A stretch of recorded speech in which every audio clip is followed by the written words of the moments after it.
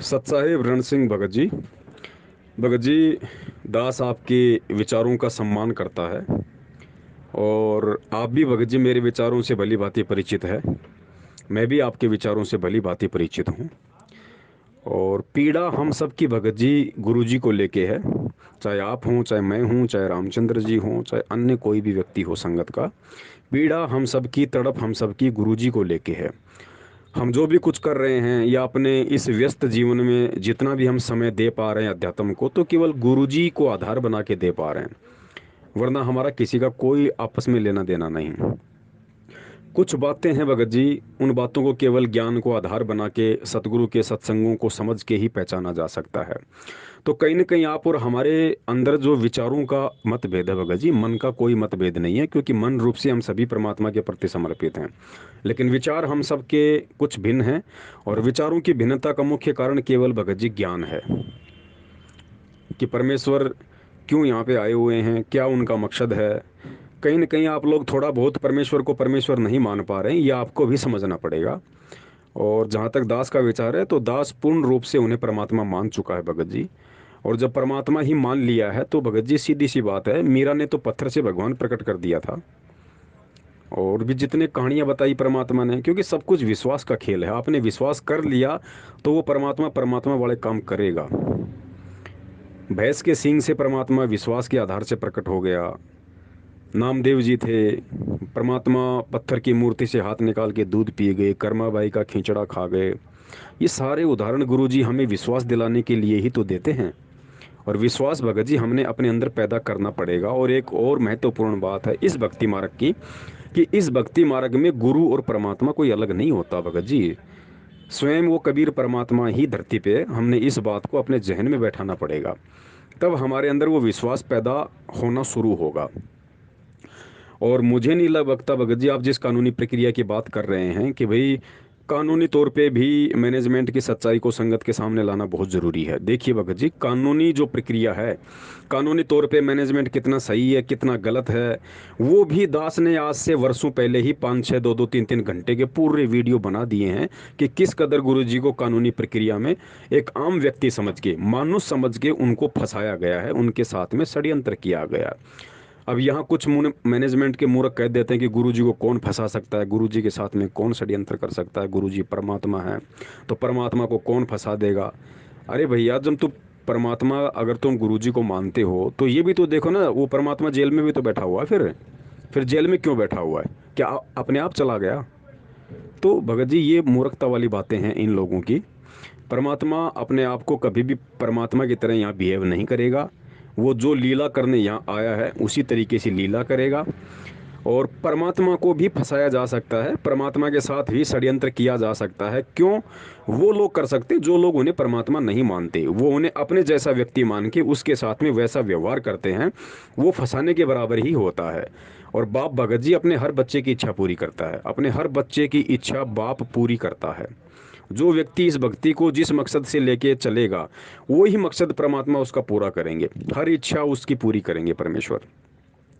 तो कानूनी प्रक्रिया का जो मैटर आप जी के द्वारा छेड़ा हुआ है, मैं उसमें कोई भी बाधा या कोई भी अवरोध पैदा नहीं कर रहा भगत जी।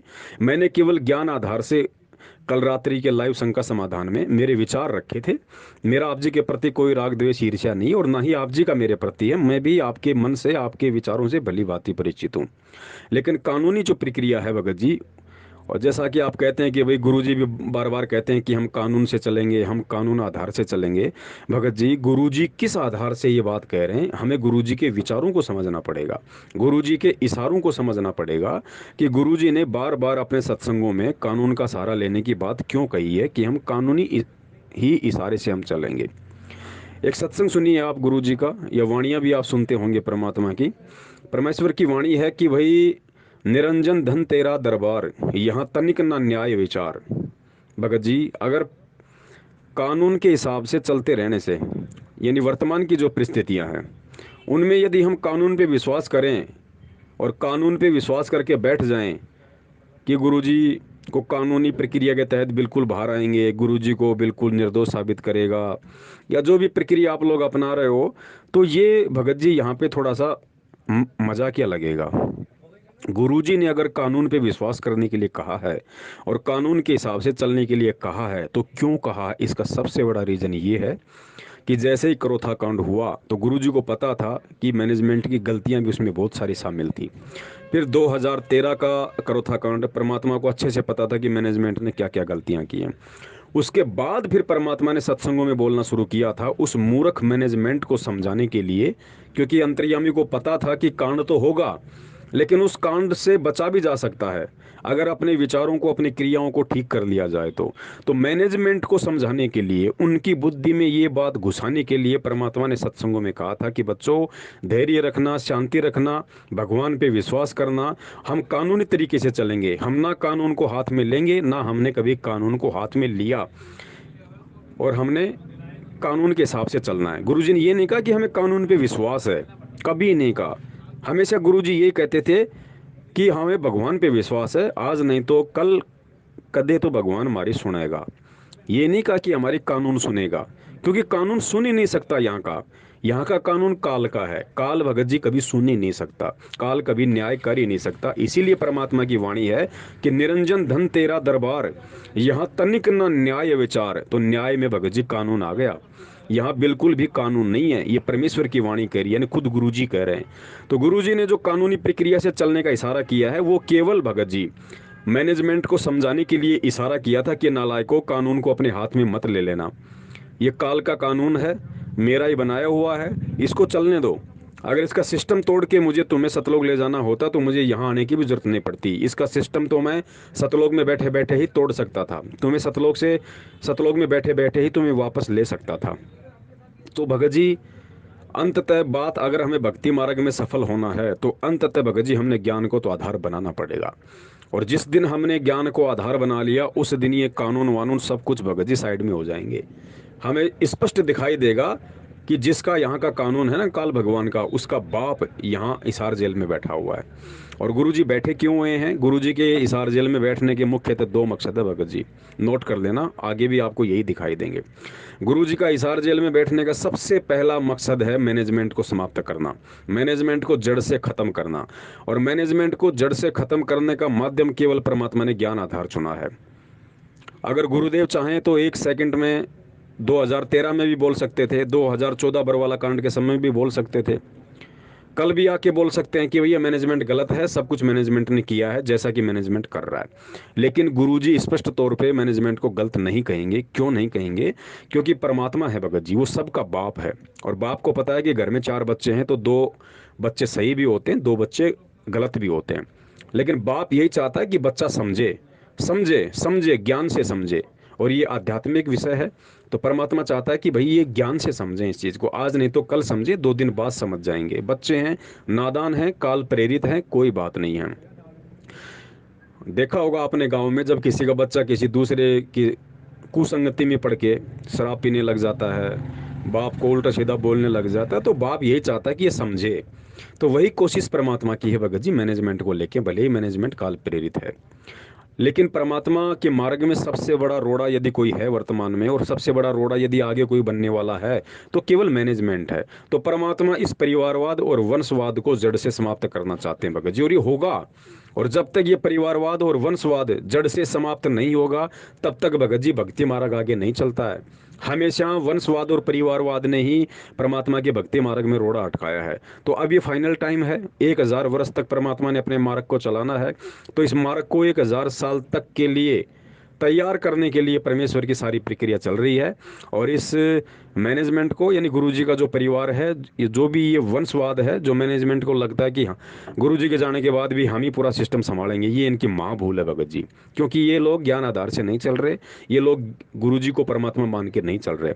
तो ऐसा वो लोग सोच सकते हैं, लेकिन उनकी सोच भक्ति मार्ग में नहीं चलती है। गुरुजी सतलोक में जाने से पहले पहले, यानी इस पृथ्वी लोक से विदा होने से पहले पहले, सतलोक आश्रम मैनेजमेंट हरियाणा को, अपने परिवार वालों को, रिश्तेदारों को, जिसकी भक्ति करने की इच्छा होगी वो तो भगत बन के भक्ति कर लेगा, और जिसकी नहीं करने की इच्छा होगी उसको भगत जी परमात्मा बिल्कुल जड़ से समाप्त करके जाएगा। जड़ से समाप्त करने का मतलब है कि ज्ञान आधार से संगत का बच्चा बच्चा ये जान जाएगा कि गुरुजी का कोई परिवार नहीं है, गुरुजी का कोई बेटा बेटा नहीं है। अगर गुरुजी का कोई असली बेटा बेटी और परिवार है तो संगत है, और संगत में भी वो लोग हैं जो ज्ञान को आधार बना के भक्ति कर रहे हैं। क्योंकि वर्तमान में इस भक्ति के साथ में ज्ञान आधार शब्द जुड़ गया, और ये शब्द जुड़ेगा, क्योंकि शिक्षा परमात्मा ने इसीलिए दी है कि ज्ञान को आधार बनाएं। बस सोचें समझें, स्वयं भक्ति मार्ग के फैसले लें, उसके लिए परमेश्वर ने ये ज्ञान आधार का मार्ग चुना है। तो भगत जी कानून वानून कोई बड़ी चीज़ नहीं है, और परमात्मा इस तरीके से नहीं आएंगे, ध्यान रखियो कि चुपचाप भाई किसी ने जमानत करवा दी, परमात्मा आ गए वापस अपना सत्संग करने लग गए। ऐसा बिल्कुल भी संभव नहीं है। ये भगत जी सारे जो रिकॉर्ड हैं वो टूटेंगे, सारी बेड़ियां टूटेंगी जब नया संविधान बनेगा, नया परमात्मा का कानून बनेगा भगत जी, नया सब कुछ लिखा जाएगा। और नया सब कुछ लिखा जाएगा तो उसके लिए भगत जी बहुत कुछ विनाश होना बाकी है। अभी गुरुजी इतनी जल्दी जेल से बाहर नहीं आने वाले हैं, इसीलिए परमात्मा ने आप और हम सत्सेवकों को ये ज्ञान आधार से लाइव साध संगति की सेवा दी है, ताकि ये आत्माएं कमज़ोर ना पड़ जाएं, ये आत्माएं गुरु और भक्ति के प्रति डगमग ना हो जाएं, इनका विश्वास कमज़ोर ना पड़ जाए। इसलिए परमेश्वर ने सत्सेवकों को लाइव संघ का समाधान के माध्यम से खड़ा किया है भगत जी। और जो लोग बिल्कुल टूटने वाले थे या जो टूट चुके थे, और जो 2014 में टूट चुके थे कांड को देख के, आज वो भी भक्ति से वापस जुड़ रहे हैं, परमेश्वर पे विश्वास करके कि भाई हमारी गलती थी, हम समझ नहीं पाए थे गुरुदेव को। आज हमें सत्संगों की वीडियो देख के समझ में आ रहा है कि गलती हमारी थी। बरवाला कांड में गुरुजी का कोई दोष नहीं, करने वाला मैनेजमेंट था। तो अब की बार जब गुरुजी जेल से आएंगे तो भगत जी किसी कानूनी प्रक्रिया के तहत नहीं आएंगे, परमात्मा पूरे कानूनी सिस्टम को तोड़ के आएंगे, एक नया कानून बनेगा। और गुरुजी जेल से जब आएंगे, जब जेल में जब बड़े बड़े लोग, बड़े बड़े लीडर जो अपने आप को समझते हैं, कहने का मतलब है दुनिया को गुरुजी की जरूरत पड़ेगी। और जब दुनिया को गुरुजी की जरूरत पड़ेगी तो भगत जी गुरुजी चल के नहीं जाता, ये विधान है परमात्मा का। पांडवों को गुरुजी की जरूरत पड़ी थी तो पांचों पांडव श्री कृष्ण नंगे पैर गए थे परमात्मा के पास में, पैरों पड़ के दंडोत करके लेके आए थे। भगत जी वही सिस्टम है परमात्मा का। परमात्मा कभी किसी के पास नहीं गया, जिसको जरूरत पड़ी है ना उसको परमात्मा के पास में आना पड़ा है। चाहे इंद्रमते का उदाहरण हो या चाहे किसी का भी उदाहरण हो भगत जी, परमात्मा नहीं जाते। परमात्मा केवल अपनी विशेष आत्मा के पास जाते हैं भक्ति करवाने के लिए। बाकी राजाओं का मान घमंड ये सब कुछ तोड़ने के लिए एक समय परमात्मा ऐसा खेल खेल देते हैं, ऐसी परिस्थितियां उत्पन्न कर देते हैं, उस राजा को नंगे पैर दौड़ के परमात्मा के चरणों में जाना पड़ता है। सिकंदर लोदी को जलन की भयंकर भयंकर पीड़ा थी, वो ठीक भी हो सकता था, कोई बड़ी बात नहीं थी, लेकिन नहीं हो रहा था क्योंकि परमात्मा की आत्मा थी किसी जन्म की, और परमात्मा ने उसके माध्यम से बहुत सारे अपने काम सिद्ध करने थे, लेकिन उसको फिर परमात्मा के पास आना पड़ा भगत जी। तो ऐसी परिस्थितियां वर्तमान में पूरे वैश्विक स्तर पे और भारतीय इस मतलब पृष्ठभूमि पे भगत जी ऐसी परिस्थितियां पैदा होना बाकी हैं। और यकीन मानना, दास पहले भी कह रहा था और दास आज भी कह रहा है, ये जो किसान आंदोलन जो चल रहा है ये परमात्मा के ही मिशन का एक बहुत बड़ा हिस्सा है भगत जी, बहुत बड़ा हिस्सा है ये। दास को परमेश्वर ने सद्बुद्धि दी, दास ने इस चीज़ को समझा, क्योंकि ये किसान आंदोलन हिंदुस्तान की राजनीति को चेंज करने वाला है। अभी 2 दिन पहले की बात है, आपने कभी अपने जीवन में ऐसा सुना है कि एक मुख्यमंत्री के हेलीकॉप्टर को लोगों ने हेलीपैड पे नहीं उतरने दिया, हेलीपैड को उखाड़ दिया। कैमरा गांव में हरियाणा में मुख्यमंत्री मोहनलाल खट्टर 2 दिन पहले उसका प्रोग्राम था, किसानों ने पूरा स्टेज फैला दिया, तोड़ दिया सब कुछ, पुलिस खड़ी खड़ी देख रही है। मोहनलाल खट्टर नीचे उतरने वाला था हेलीकॉप्टर से, किसानों ने हेलीपैड को नष्ट कर दिया, खोद दिया, वापस चला गया। कभी सुना आज तक आपने? एक ही स्टेट की सबसे बड़ी पावर मुख्यमंत्री, उसका प्रोग्राम, हजारों की संख्या में पुलिस वाले, और वो पुलिस वाले भी खड़े खड़े देख रहे हैं वहाँ पे। भगत जी ये सब कुछ परमेश्वर की दया से हो रहा है, हमने इन चीज़ों को समझना है, हमने केवल अपनी भक्ति बढ़ानी है इस समय। क्योंकि वर्तमान में जो परिस्थितियां पैदा होंगी, खुद गुरुजी ने अपनी पुस्तकों में लिख रखा है, दूसरा लिखे तो मैं नहीं मानता, लेकिन गुरुजी ने यदि किसी भविष्यवाणी को अपनी पुस्तक में लिखा है तो ध्यान रखना वो सत्य होंगी। इजराइल के प्रोफेसर हरारे का जिक्र परमेश्वर ने अपनी पुस्तक में कर रखा है कि 20वीं सदी के आते आते हिंदुस्तान में ऐसी परिस्थितियां पैदा होंगी, ऐसी राजनीतिक उथल पुथल होगी कि हिंदुस्तान के अधिकतर राज्यों में यानी 16 से ऊपर स्टेट में राष्ट्रपति शासन लागू हो जाएगा, आर्मी भी ऊपर हाथ खड़ा कर देगी। अभी तो चीन का अटैक बाकी है भाई साहब, अभी तो देश में गृह युद्ध होना बाकी है, उससे पहले परमात्मा नहीं आने। और ये जो किसान आंदोलन है ना, ये परिस्थितियां बिगड़ेंगी बहुत भयंकर, राष्ट्रपति शासन लागू होंगे, जनता भड़केगी, क्योंकि किसान केवल आंदोलन केवल किसानों का आंदोलन नहीं भगत जी, ये आम व्यक्ति का आंदोलन बन गया। और ये जब तक नहीं होगा, जब तक ये सरकारें नहीं उखड़ेंगी, तब तक भगत जी यहाँ पे परमात्मा की सरकार नहीं आएगी। आम व्यक्ति, फिर ऐसी परिस्थितियां बदलेगी, आम व्यक्ति, आम जन परमात्मा के साथ हो जाएगा। क्योंकि देश को बचाने का, देश की सीमाओं को बचाने का और देशवासियों को बचाने का गुरुजी के अलावा किसी के पास में कोई माध्यम नजर नहीं आएगा। तो दुनिया दौड़ दौड़ के जाएगी, वो गुरुजी का वो वचन सिद्ध होगा जो एक समय मैंने सत्संग में सुना था। गुरुजी ने कहा था कि पुण्यात्माओं देख लेना, एक समय ऐसा आएगा दुनिया बरवाला की दीवारों पे टक्कर मार मार के रोएगी, टक्कर मार मार के रोएगी कि हम आज से पहले क्यों नहीं आए, कि हम किस भूल में हम बैठे हुए थे। बरवाला की दीवारों पे टक्कर मार के रोएगी, इसका मतलब आश्रम भी परमात्मा का बरवाला में ही रहेगा। लोग चाहे अटपट कितनी करे, लेकिन साध वचन पलटे नहीं, चाहे पलट जाए ब्रह्मांड। गुरुजी नींद में नहीं बोलते, गुरुजी सपने में नहीं बोलते। गुरुजी ने कहा कि बरवाला की दीवारों पे लोग सिर पटक पटक के टक्कर मारेंगे। तो आप जी समझ सकते हो भगत जी, ये परमेश्वर के ही सारे खेल हैं। परमात्मा खुद धरती पे हैं। आपके भाव बहुत अच्छे हैं, मैं सम्मान करता हूँ भगत जी। आप मेरे रियल ब्रोदर हो, मेरे सगे भाई से भी आप लाख गुना बढ़ के मेरे लिए हो, क्योंकि आपकी पीड़ा मेरे बाप के लिए और मेरी पीड़ा आपके बाप के लिए, और हम दोनों का बाप एक है। हम सगे भाई है, रियल ब्रोदर हैं भगत जी। लेकिन बस कुछ विचारों का मतभेद है, और विचारों का मतभेद हो सकता है, बड़ी बात नहीं, लेकिन आपस में राग द्वेष ईर्ष्या बिल्कुल नहीं होनी चाहिए। और आपने कहा कि संत रामपाल जी के भगत आपस में तुरंत इनका मनमुटाव हो जाता है, तुरंत उनका। भगत जी ये सब के अपने विचार हैं। जो मनमुटाव कर रहा है ये उसकी अपनी घटिया सोच है, वो भी इस भक्ति मार्ग पे नहीं टिक पाएगा। लंबा प्लेयर बनने के लिए इस भक्ति का आपको वो सब कुछ सहन करना पड़ेगा जो गुरुजी ने सहन करके दिखाया एक भगत की भूमिका में। जो कष्ट, जो यातनाएं, जो पीड़ा गुरुदेव ने सन 1994 से 2014 क्या आज 2021 तक सहन कर रहे हैं, वो सारा हमने अपने जीवन में उतारना पड़ेगा। उस तरीके से हमने रहन सहन अपना रखना पड़ेगा। चाहे कोई गुंडा कहे, चाहे भुंडा कहे, चाहे गुरुद्रोही कहे, चाहे देशद्रोही कहे, चाहे घर से निकाल दे, चाहे मारे, चाहे पीटे, चाहे गाली दे, हमने हर हाल में भगत जी अपने आप को मारना पड़ेगा। इसलिए दास आपसे निवेदन कर रहा भगत जी, आप और हम जोर लगा रहे हैं, अपने स्तर पे लगा रहे हैं, लेकिन हमारे स्तर से जोर लगाने से अब कुछ नहीं होने वाला। अब आप चाहे कितनी कोशिश कर लो, कितना कुछ कर लो, जिस कदर कानूनी प्रक्रिया में वर्तमान में गुरुजी जकड़े हुए हैं सांसारिक तौर पे, सांसारिक लोगों की दृष्टि में, उस दृष्टि से भगत जी आप चाहे कितना ही कानूनी प्रक्रिया अपना लो, कितना ही बड़े से बड़ा वकील कर लो, कितने ही आप अपने भगत साथ खड़ा कर लो, कितना पैसा जेब में लेके कोर्ट में चले जाओ, 1% भी आप टस से मस नहीं कर पाओगे इस कानूनी प्रक्रिया को। ये सारे बंधन परमात्मा स्वयं तोड़ेगा, और उस समय तोड़ेगा जो समय परमात्मा ने निहित कर रखा है। तो हमने उस समय का इंतजार करना चाहिए, और अपने मन में ये विश्वास करके कि धरती पे परमात्मा है और वो परमात्मा मेरा गुरु है और कोई नहीं है। सतलोक में कोई कबीर नहीं बैठा फिलहाल। अगर कोई कबीर है वर्तमान में, कोई पावर यदि सुप्रीम गॉड है इस पूरी दुनिया में, सृष्टि में, वो केवल मेरा गुरु है, और वो जेल में बैठा हुआ है, और सारा परिवर्तन दुनिया में वो करके दिखाएगा।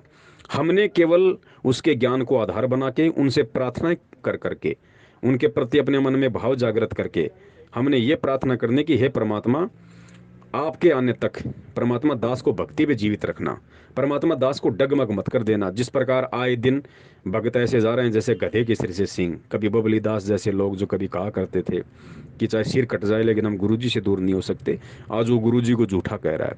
और भी बहुत सारे लोग जा चुके हैं, और भी बहुत सारे लोग आगे जाएंगे, क्योंकि गुरुजी जितना इस समय को लंबा खींचेंगे, भक्तों का विश्वास भक्ति से उतना ही उठेगा।